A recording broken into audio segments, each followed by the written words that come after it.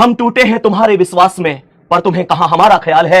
अरे कभी हमारे भी जख्मों पे ध्यान दो, हमारी पूरी जिंदगी का सवाल है, पूरी जिंदगी का सवाल है।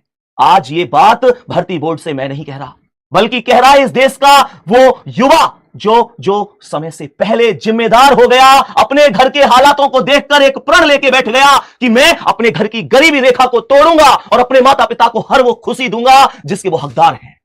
आप लोग देख सकते हैं कि वो बच्चा देखता है अपने घर में अपने घर की टपकती छत को, प्रण लेता है कि इस बार नौकरी के बाद अपने घर की छत को पक्का करा दूंगा। वो देखता है कि घर में एक कुंवारी बहन बैठी हुई है जिसे देखकर लोग ताना मारते हैं, प्रण लेता है कि इस बार इसकी शादी करा दूंगा। अपने पिता की फटी एड़ियां देखता है, अपनी माता के चेहरे की झुर्रियां देखता है और देखता है छोटे भाई बहनों की ओर, तो समझता है कि सिलेक्शन के बाद इनको खूब अच्छी तरीके से पढ़ाऊंगा और एक दिन इन्हें बड़ा आदमी बनाऊंगा। अपने माता पिता के घुटनों के दर्द को देखकर एक अनुमान लगाता है कि अब जितनी मेहनत ये कर रहे हैं उस मेहनत में निश्चित रूप से थक जाते होंगे। मैं सफल होकर इनकी इस मेहनत को थोड़ा सा सुकून दूंगा, इनकी इस मेहनत पर विराम लगाऊंगा और इनको राजा रानी की वो जिंदगी दूंगा जो आज तक ये मुझे राजकुमारों की तरह देते हुए आए हैं।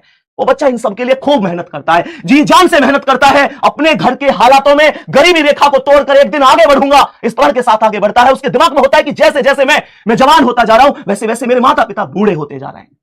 लेकिन बदले में आप लोग देख रहे हैं उसे क्या मिलता है? पूरे सिस्टम से उसकी एक शिकायत सी रहती है कि मैंने कितनी मेहनत करी साहब उसका परिणाम तो दे दो, मुझे बता दो ना कि अगर मैं फेल भी हुआ तो कितने नंबर से हुआ। ये नॉर्मलाइजेशन क्या है साहब? दुनिया पूछती है कितने नंबर से रह गया। मैं पूरी दुनिया को तो बता दूं कि हाँ मैं इतने नंबर से रह गया।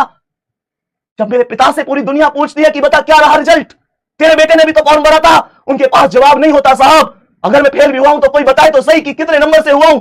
मेरे पिता से दुनिया पूछती है कि पड़ोसी के बच्चे का सिलेक्शन हो गया। अरे भाई, पड़ोसी के बच्चे के नंबर मुझसे कम नंबर थे, कम नंबर पे वो सिलेक्शन लेके बैठा है, वो कम नंबर पे सिलेक्शन बैठा है, मेरा ज्यादा पर सिलेक्शन नहीं हुआ। बीच में नॉर्मलाइजेशन आता है, भाई मेरे रॉ मार्क्स कितने हैं, नॉर्मलाइजेशन के बाद मार्क्स कितने हैं, ये मुझे पता होना चाहिए एज ए स्टूडेंट, क्योंकि मैंने मेहनत करी है। मैंने जिस दिन फॉर्म भरा था उस दिन मैंने फॉर्म नहीं भरा, उस दिन मेरे घर के पूरे विश्वास ने, पूरे घर की उम्मीदों ने फॉर्म भरा कि एक दिन ये कामयाब हो जाएगा तो हमारे घर की दशा बदल देगा।